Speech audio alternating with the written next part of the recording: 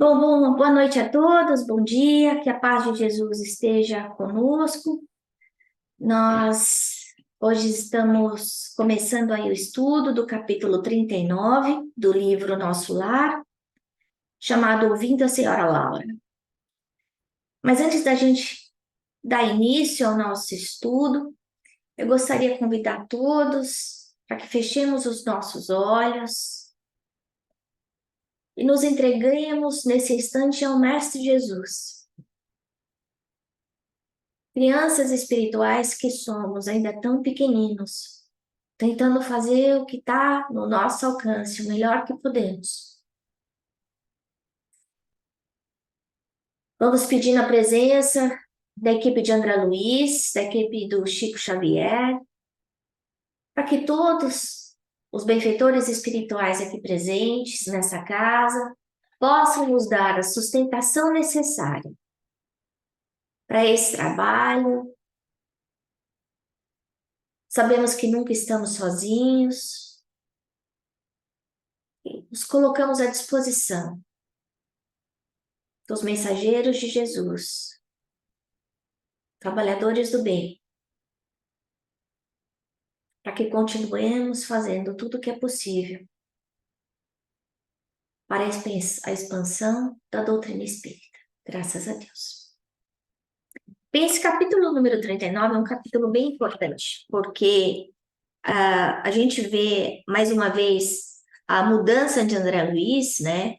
Ele que chegou em nosso lar como aquela pessoa orgulhosa, vaidosa, e de repente a gente está vendo ele passando por reflexões importantíssimas a respeito da sua vida como espírito eterno e também da sua situação no plano espiritual, assim como a situação dele ou da família dele no plano material. E tem tanta coisa para falar nesse capítulo que eu estou aqui com o meu livro aberto, né? E eu queria começar pela primeira frase que André Luiz coloca nesse capítulo, que é o caso Tobias impressionara-me profundamente. A gente tem que lembrar que as conversas que acontecem, as trocas de informação que acontecem aí dentro desse livro, não devem ser usadas como pensando em André Luiz, mas sim somos todos, o que a gente está vendo são arquétipos. Esse livro foi escrito em 1939, 1940, né? E a gente percebe que a gente sabe que naquela época uma mulher se casa de novo, um homem se casar de novo, era visto de uma forma com muito mais preconceito do que é hoje. André Luiz está sendo exposto aí a experiências, a notícias, a informações importantíssimas para ele. Isso que eu acho que é importante a gente entender. O acaso não existe. Ele foi para a casa de Tobias não por acidente, mas sim para que ele pudesse ouvir informações que ele pudesse levar em conta para si próprio. O caso Tobias, segundo as núpcias, estava sendo relatado para ele e ele pensou: e se fosse eu? Será que eu aceitaria tão fraternalmente um segundo as núpcias da minha esposa? Nunca. E aí a gente lembra do que aconteceu com Hilda, o que foi relatado no capítulo passado, em que Hilda, pelo seu apego, pelo seu ciúme, ela acaba indo para o umbral, sofrendo, apesar de amar a família dela, mas odiando a segunda esposa do marido, Tobias. A outra coisa que ele fala: não, mas eu não me casaria, isso não aconteceria. Mas será mesmo? Porque a gente vê aí nesse caso, André Luiz, que era casado, via a sua esposa com muito carinho, com muito amor, mas que teve meretrizes no caminho. E como seria então? E a gente vai ver, inclusive, uma dessas pessoas com quem ele teve um relacionamento sexual no próximo capítulo, não enquanto casado, mas um relacionamento sexual sem amor, sem fraternidade, sem carinho, né? Então ele estava aí mergulhado numa situação, num lar onde viviam pessoas com princípios de união fraterna. Então eu quero parar um pouquinho, porque esse aspecto de união fraterna já faz a gente refletir um pouco, porque quando a gente olha para os casamentos de hoje, quantos casamentos nós podemos chamar de união fraterna? Fraterna no aspecto de eu querer fazer para o outro aquilo que eu gostaria que fizesse para mim. Fraterno olhando para aquela outra pessoa como filho de Deus, assim como eu. Eu fazendo o melhor que eu posso a todos os instantes, mas sem guardar apego, orgulho, ambição, todas essas coisas ruins, egoísmo, né, inveja, às vezes, do meu parceiro, porque meu parceiro tem mais sucesso do que eu, ou ciúme, porque eu não quero dividir o meu parceiro com o meu filho, com a mãe dele. Enfim, será que essas são relações legitimamente fraternas? Ou será que esse é aquele amor incipiente, ignorante, primitivo, que a gente vem carregando ao longo de milhares de séculos, né? Aí ele continua. Afinal de contas, também ainda me sentia senhor do lar terrestre. Olha só, ele já tinha desencarnado há quase uma década. E ele se achava dono da casa dele, dono das pessoas que estavam dentro daquela casa que ele não morava mais.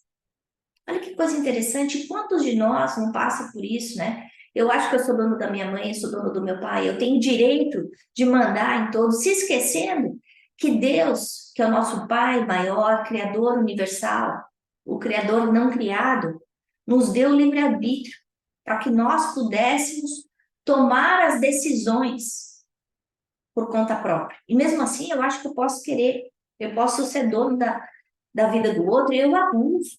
E a gente vê abuso, abuso no sentido moral, às vezes abuso no sentido físico também, né? Aí ele continua a reflexão dele. E avaliava quão difícil para mim essa própria situação seria. Teria coragem de proceder como Tobias, imitando-lhe a conduta? Quando a gente vê com os olhos da matéria, né, sem a gente se olhar como espíritos eternos, filhos de um mesmo pai, realmente a gente pensar morando numa casa onde está a primeira esposa e a segunda esposa é uma coisa esquisita, né? Como assim? Mas o que a gente está sendo levado a pensar é com que olhos eu tenho que olhar para essa situação? Com olhos do espírito e não com olhos da carne. Se nós formos pensar nessa vida, quantas pessoas nós conhecemos que já se casaram mais do que uma vez, que já se divorciaram, que já enviuvaram? Mas e se eu levar em conta as últimas 20 encarnações que eu tive? Como é que fica essa conta? E aí, e como fica essa conta se além disso eu ainda levar ao topo todos os relacionamentos sexuais que eu tive que não tiveram um vínculo contratual de casamento? Como é que ficaria isso? Porque o que a gente está vendo aí nessa conversa que ele teve, que ele vai ter agora com a dona Laura nesse capítulo, é exatamente isso. Que cada vez que existe um relacionamento sexual, existe uma ligação de espírito a espírito. Porque essa energia sexual é uma energia criadora, importante, e que vai nos ligar àquela determinada pessoa no futuro. Então, quando eu fico pensando em relacionamentos clandestinos, em relacionamentos a jato, como usa tanto hoje, que existem até aplicativos para facilitar esse tipo de troca-troca, rápido, trazendo aí o desejo sexual à esfera primitiva, animal, né? Às vezes eu não sei nem o nome da pessoa direito, mas eu já estou trocando essas energias tão importantes com aquela pessoa. Hoje, a gente vê a liberdade sendo confundida com libertinagem, né? No passado, a gente sabe que isso acontecia também, mas existia um tipo de uma hipocrisia.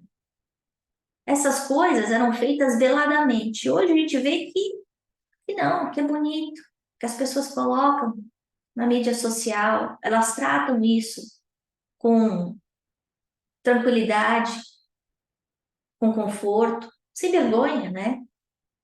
Então ele está pensando, e aí? Como é que seria? E ele só está pensando em uma vida, ele não está pensando nas 20 encarnações que nem eu falei. Ele não está fazendo uma reflexão mais profunda em relação à situação dele.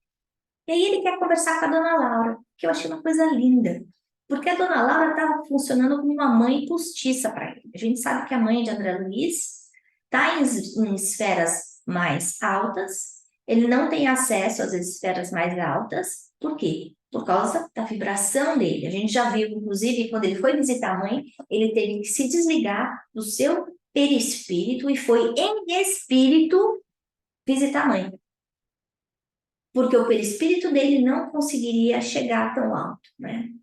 E a dona Laura já tinha se oferecido como auxílio.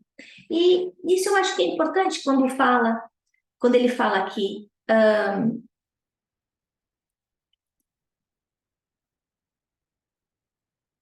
que queria conversar com ela. Ela sorriu e fala assim: você fez bem em trazer a questão ao estudo recíproco. Ao estudo recíproco. Toda vez que a gente tem uma dúvida, um problema, Deus coloca na nossa vida anjos, né? Que ajudam a gente a conversar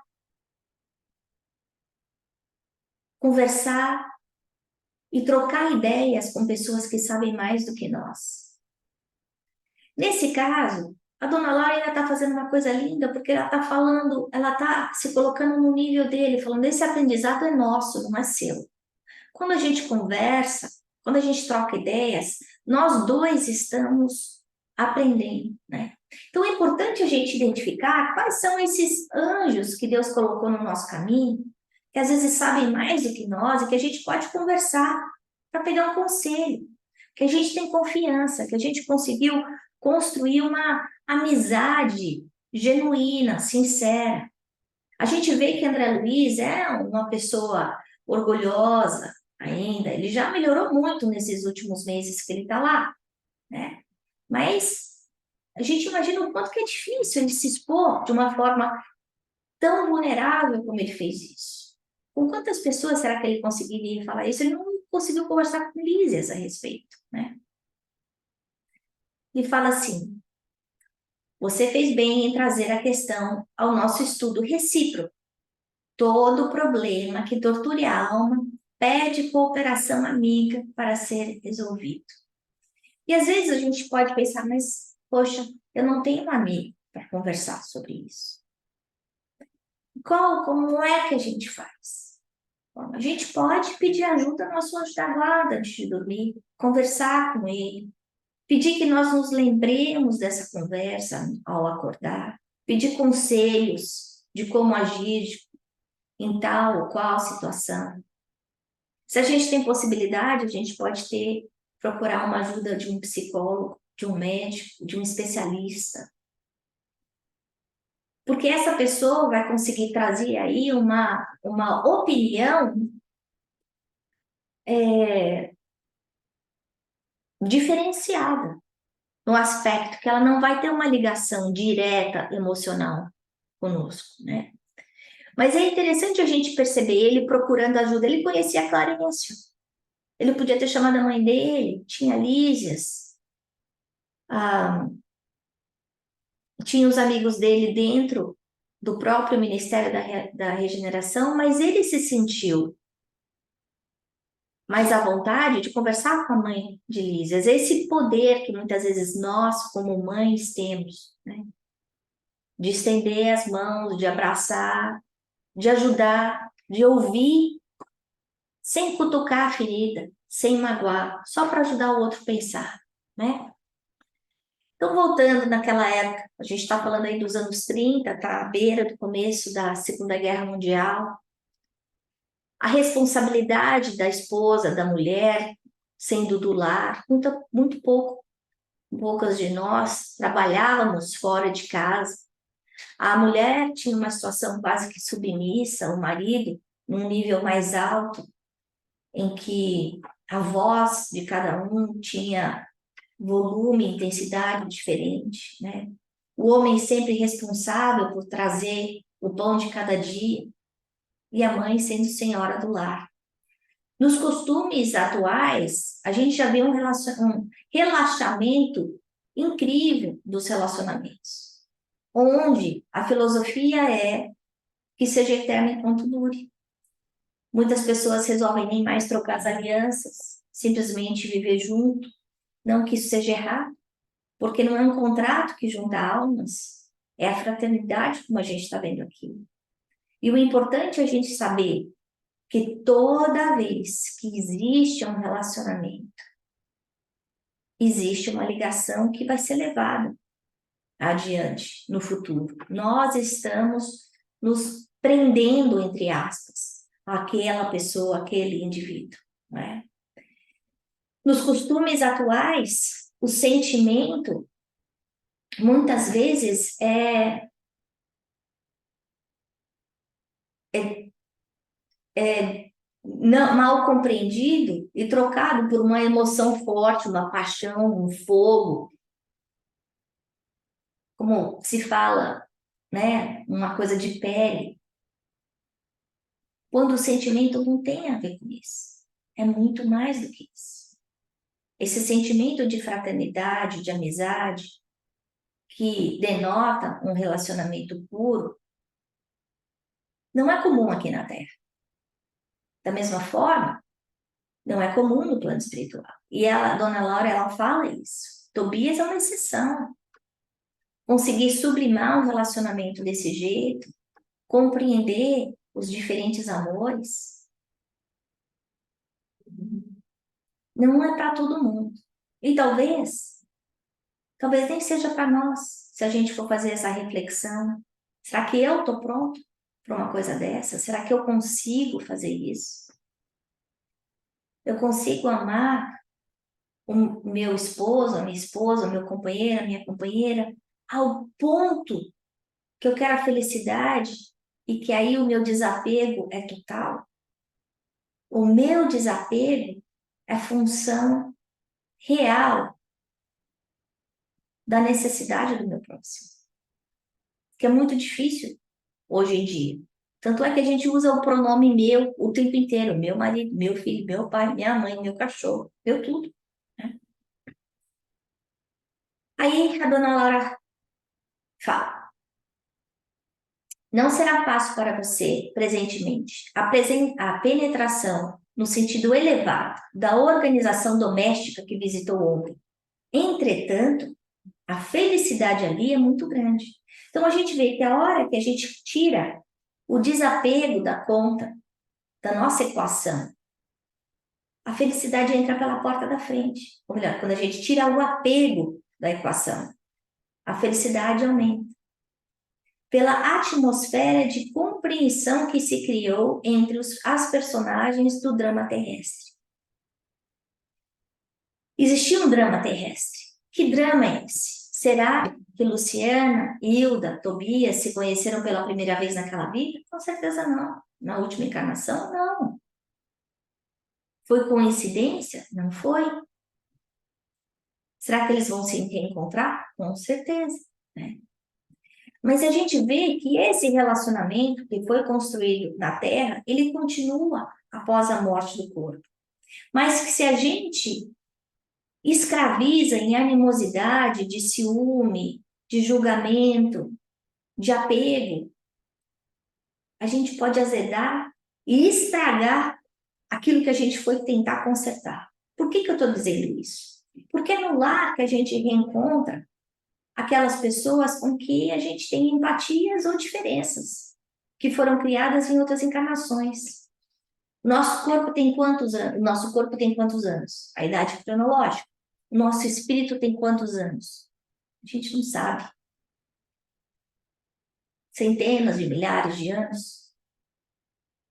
Até chegar onde a gente está. Então, para a gente conseguir desconstruir essas cadeias de apego, de ignorância, de vício, não é fácil. E a gente já comentou várias vezes que existe uma sequência no nosso progresso. E Emmanuel fala isso muitas vezes. A natureza não dá saltos. Eu vou partir para o plano espiritual numa situação igual ao que eu estava aqui. Então, se eu não conseguir substituir essas cadeias de sombra por laços de luz, enquanto eu estou aqui na Terra, e Jesus falou, vai lá e se entende com seu inimigo hoje, agora, no plano espiritual, vai ser muito mais difícil. Então, o que a dona Laura está falando para a Ana Luísa é uma coisa muito importante, porque ela sabe que ele vai encontrar a família dele. E será que ele está pronto para amar ou será que ele vai voltar para o umbral?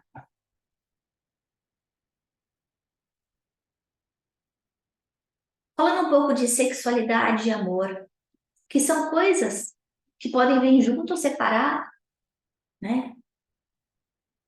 A gente conhece o amor platônico, a gente também conhece sexualidade sem amor, e a gente também conhece sexualidade com amor. Né? A gente conhece pelos animais esse instinto da procriação, essa força criadora. Quem tem um bichinho sabe muito bem como é que funciona uma cadelinha quando está no cio. E aí nós, como homens que raciocinamos, muitas vezes nós agimos como aquele cachorro, como aquele gato, como aquele nosso irmão inferior de outro reino.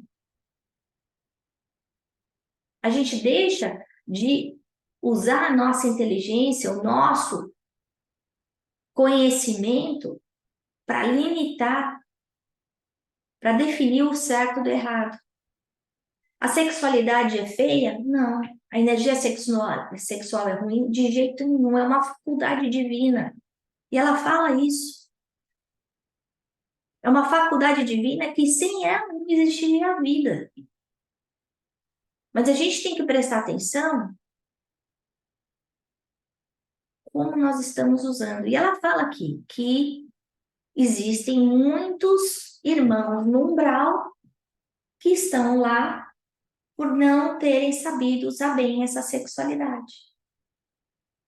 Por não saberem traduzir o amor homem, mulher e vice-versa, ou pessoa a pessoa,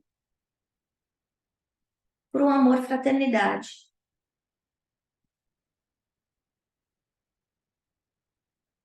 Ela fala assim: são incontáveis as criaturas que padecem longos anos sem qualquer alívio espiritual, simplesmente porque se esquivam à fraternidade legítima. Então, quer dizer que essas pessoas elas estão esquecidas por Deus e estão sofrendo no umbral? Não. Elas não estão esquecidas. Mas elas estão reativas a qualquer tipo de ajuda. Elas são como ímãs desequilibrados. E por serem ímãs desequilibrados, elas vão estar sofrendo as consequências dos seus pensamentos, das suas escolhas. Então, não é Deus que quer que a gente sofra. Somos nós mesmos fazendo escolhas erradas e colhendo a sementeira. O resultado das nossas escolhas. E a gente muitas vezes acaba colhendo em várias vidas, dependendo do estrago que a gente faz. Nós temos o livre-arbítrio. Nós temos o nosso livre-arbítrio aqui, enquanto encarnados e enquanto desencarnados. Pensamento, a gente já aprendeu várias vezes com o André Luiz, é energia criadora. Com a linguagem do espírito é o pensamento, assim como as mãos são para os encarnados. A gente estudou isso. Esse pensamento define essa realidade que nós vivemos. A nossa vida hoje é reflexo do que tudo acumulou dos nossos pensamentos. Não só nessa vida, mas na passada também. E a importância desse pensamento não vai ser só enquanto eu estou aqui. Vai ser ainda mais importante quando eu estiver no plano espiritual. Por quê? Porque aqui ainda tem essa carcaça que é o corpo, que de alguma forma limita um pouco o meu saber, a intensidade. Mas quando eu estou liberada do corpo, meu pensamento é energia criadora imediata. O pensamento é mais rápido do que a luz. Eu pensei, criei, moldei o meu perispírito. Então, se eu não aprender a reeducar o meu pensamento aqui, reeducar o meu pensamento de ódio, de inveja, de vaidade, de apego, enfim, de ciúme, no plano espiritual, tem uma boa chance de eu entrar pela porta do quebrado. No nosso casamento, no nosso lar, e casamento eu não quero dizer uma situação que necessita de um contrato. É um relacionamento sério entre duas pessoas. É um reencontro de almas. E nós vivendo no planeta de expiação e provas, adivinha? A maior parte dos casamentos é de expiação e provas. Não é um casamento fácil, tranquilo, feliz. Mas é um relacionamento que precisa de amor, de ajuste, de carinho, de atenção. E como eu estou lidando dentro desse lar, a forma como eu estou vendo esse relacionamento, vai impactar a qualidade da minha vida aqui no plano material, mas também a qualidade quando eu chegar no plano espiritual. E aí o que a gente está vendo aí, essa lição que a André Luiz está aprendendo com a dona Laura, que ele aprendeu com o Tobias, serve para a gente também. A gente pode passar por um problema e falar, não, eu só vou saber se o negócio é ruim ou bom depois que eu passar por isso. Será? Eu posso aprender pela observação. A gente vê os cientistas fazendo isso. Eu não preciso fumar para saber que vai fazer mal para o meu pulmão, pois já existe prova, dados científicos que mostram isso. Eu não preciso ter um ataque de raiva para saber que eu vou me sentir mal depois. Eu preciso olhar para as oportunidades que eu tenho na vida e tender a aprender o máximo que eu puder. Eu posso aprender pela dor? Posso, mas Deus força que eu sempre aprenda pela dor? Então, eu posso aprender pelo amor. E o aprendizado pelo amor é exatamente isso. É o aprendizado através da observação. Eu vejo o que outro fez, eu vejo o que outro faz, eu aprendo ou fazendo bem ou não fazendo o mal que o outro fez. Eu tenho livre-arbítrio. Eu posso ter tido um pai alcoólatra e eu posso escolher ou ser alcoólatra ou não me apegar à bebida porque eu sei o estrago que aquele alcoolismo fez em mim, na minha vida. E a gente vê isso todos os dias em famílias famílias de pais alcoólatras, um filho bebe, o outro filho não bebe, tem horror à bebida. Por quê? Porque cada um tira a lição que quer. E aí a pergunta para nós, qual é a lição que nós estamos tirando disso tudo que a gente está aprendendo com o André Luiz, não é?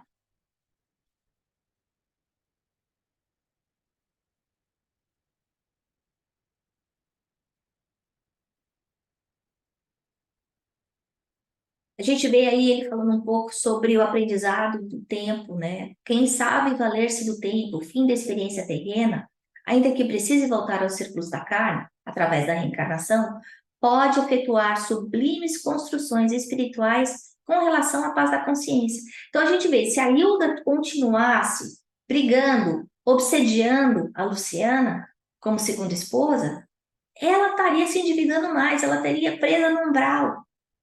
umbral que ela mesma estava criando.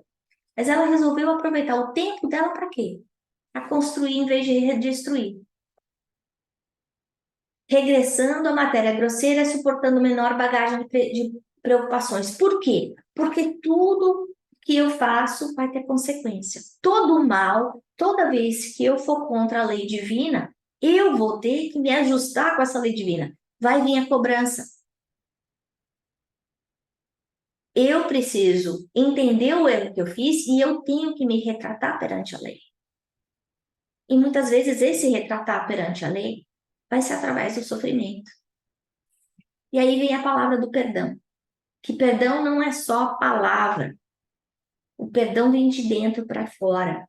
Mas o perdão não é bom para aquele que é perdoado. O perdão é bom para quem perdoa. Porque à medida que a gente tem ódio, rancor, desejo de vingança com alguém, é como se a gente se amarrasse àquela outra pessoa, se enjaulasse junto daquela pessoa. Eu me enjaulo, eu me amarro junto àquela pessoa que eu odeio. Eu me algemo por escolha própria. Será que vale a pena? Mas no momento em que eu perdoo, eu desato esse nó que me prendia a outra pessoa. Se a outra pessoa vai me perdoar, isso é com ela, não é mais comigo. A minha parte eu fiz. Mas esse perdão, para nós ainda, aqui na Terra, é difícil. Precisa de muito trabalho, de muita vontade, de muito desejo de fazer o certo, de fazer o bem. De dentro para fora. E aí você vê que perdoar, ele não está falando esquecer, não significa que a gente vai esquecer. A Hilda não esqueceu o que a Luciana fez. E a Luciana também não esqueceu. Mas elas conscientemente decidiram perdoar uma a outra. Então, para a gente fechar, a gente lembrar um pouco a importância do casamento. A gente viu aí os tipos de casamento, né? O casamento por amor, por fraternidade, por provas, por expiação, por dever, né? No capítulo anterior. E a gente fazer essa reflexão de como é que eu estou trazendo essa fraternidade para dentro do meu casamento. Como é que eu estou elevando o nível do meu casamento para que esse relacionamento seja um relacionamento entre dois espíritos eternos. Essa fraternidade, esse amor, que é o que vai fazer a gente evoluir. Que sem fraternidade, a gente não vai conseguir ser feliz. E a gente sabe que enquanto uma pessoa estiver sofrendo, aquilo vai de alguma forma chegar em mim. E se eu for causa desse sofrimento, eu vou ter que resgatar. Eu vou ter que me ajustar perante a lei de Deus. E a terceira coisa que eu queria pensar é essa reflexão de como eu tenho usado meu tempo. A gente viu a importância do uso do tempo no plano espiritual, né? As escolhas que o André Luiz está fazendo. Mas isso também aqui, né? Como é que eu estou lidando com as oportunidades que a vida está me dando para o meu crescimento como espírito eterno? Então, era isso que eu tinha para falar hoje. E obrigada, e agora a gente abre para as nossas perguntinhas. Quer comentar alguma coisa, mamãe?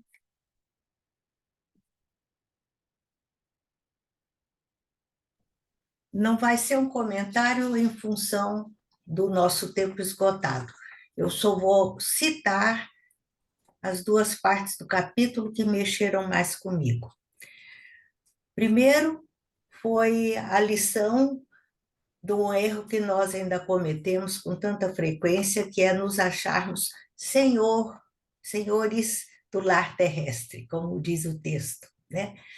A gente precisa se trabalhar muito em relação a essa postura de posse em relação não só a bens, mas também em relação a pessoas, né? Porque André Luiz deixou bem claro aí no capítulo que são cadeias de sombra. Essa expressão mexeu comigo. E o segundo item, que eu vou guardar com muito carinho, o exemplo de André Luiz, buscando esclarecimento, buscando orientação fraterna, né, com a dona Laura. Toda vez que a gente se sentir fragilizado, que a gente sentir que o peso está maior do que a gente aguenta ou a gente entende, buscar ajuda de um orientador espiritual, de alguém, como disse a Ana, que sabe mais do que nós e que pode nos ajudar, né? E essa busca é exatamente para a gente analisar melhor, refletir melhor e entender melhor o que está acontecendo. Que isso possa fazer parte da nossa vida. Obrigada. Quer comentar alguma coisa, Lê? Então, vamos assim agradecendo aos mentores do Chico Xavier, nossos amigos, André Luiz, Emmanuel, por mais esse dia de estudo, de reflexão, que nós saibamos tratar esses relacionamentos que nos rodeiam hoje com fraternidade no coração, com fraternidade nos nossos olhos, mas principalmente com fraternidade nos nossos pensamentos. Pedimos pela fraternidade no nosso planeta Terra, que passa por momentos de horror, de injustiça e de dor. Que o amor de Jesus possa abraçar cada coração nesse instante se encontra em sofrimento, em desespero. Mestre amado Jesus, inspira-nos na nossa caminhada evolutiva, dai-nos força, energia, sabedoria para que nós saibamos fazer as escolhas corretas, hoje e sempre. Graças a Deus. Obrigada.